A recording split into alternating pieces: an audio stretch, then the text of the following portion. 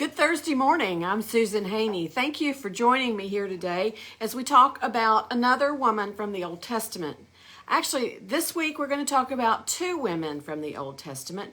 You find them in Exodus chapter 1. The women are called Shiphrah and Puah. You know, a lot of people think that Hebrew names are awfully hard to pronounce, and some of them are. But you should always remember that Hebrew is a phonetic language, and you say it the way it looks. If you know phonics, you can handle it. Anyway, Shiphrah and Puah are midwives.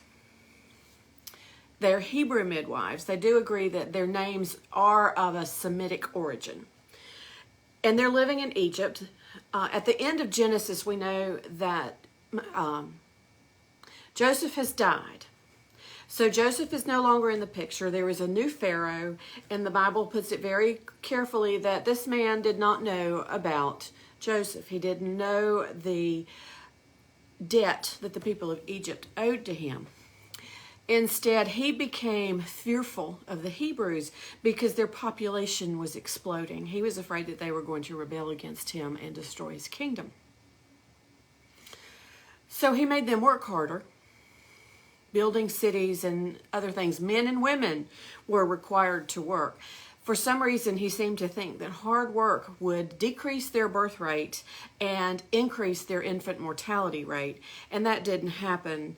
Anytime you have an enslaved population, that's not going to work. The 19th century in the United States showed us that. So the enslaved people continued to grow, they continued to have children, and for the population to explode. So Pharaoh made a new law, and in regard to the midwives, and he told the midwives that any male child that they helped to deliver, they were supposed to kill. Well, these midwives engaged in civil disobedience because they didn't do that. They refused to kill any of the children that they delivered. And if you look back into history, midwives are more than just birth coaches and encouragers. They generally are healers, and they're the ones that you go to when you have a bad cold or you have a cough or you have a sore that won't heal. It may be a stretch to say that the midwives thought more like our doctors, that they're not going to do any harm, but I don't think that it's too far to say that. So these midwives refused to kill the baby boys, and Pharaoh realized that the population was continuing to grow and that there were just as many little boys running around as there were little girls. So he summoned the midwives to him and asked them what the problem was.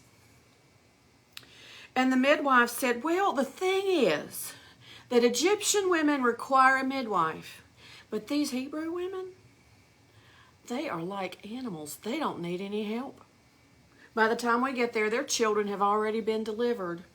And you see, they played right into Pharaoh's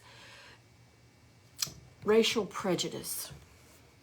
He liked hearing that the Hebrew women were like animals because that was what he considered them to be.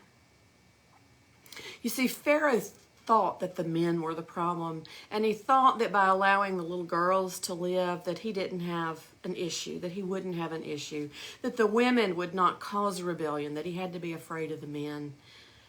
Well, interestingly enough, it is a woman and her courageous actions of trying to save her son who actually is the one who brings down Egypt in the end. It's Moses' mother, Yoshebed, who is responsible for him living. It's about the women. It's not about the men. And interestingly enough, following the rules isn't necessarily how you follow God. It's more important for you to follow your inner compass and to do what you know is right.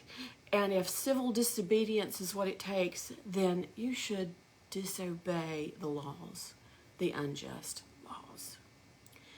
And like the midwives, God will bless those of us who do what we know is right. Because the Bible says that God gave these women houses, which probably means that it gave them progeny, that it gave them a hope and a future. So as you consider your actions in the future, remember the midwives, Shiphrah and Puah, and how they engaged in civil disobedience to the glory of God. I hope you have a great day, and we'll see you next week, same time, same station. Thanks. Goodbye.